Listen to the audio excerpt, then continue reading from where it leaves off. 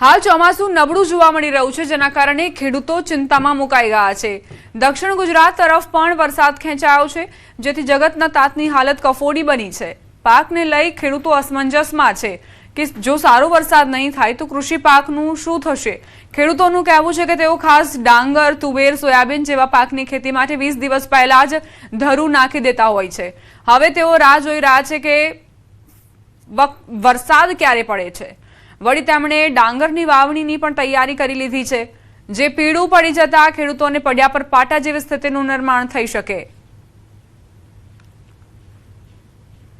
અમે 10 થી 12 જૂનની આજુબાજુ આ ડાંગરનું ધરું અમારા ખેતરમાં નાખી દીધું હતું વરસાદ આવે એ આશાથી, પરંતુ આ જૂન મહિનો પૂરો થવા આવવાનો હોવા છતાં પરંતુ આજ દિન સુધી વાવણી લાયક વરસાદ થયો જ નથી, વરસાદ આવ્યો જ નથી, જેથી કરીને અમે જે ડાંગરનું ધરું નાખ્યું છે એ પણ પીળું થઈને મરી જવાની તૈયારીમાં છે।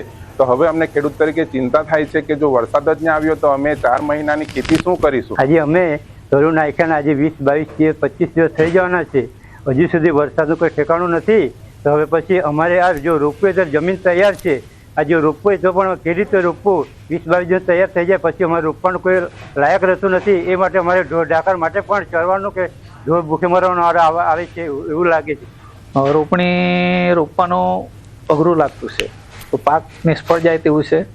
આખા વર્ષનો ઘરમાં પાકે તો ઘરનું રોટેશન ચાલે તે રીતનું ડાંગર બાંગર ચોખા હતી આવે તો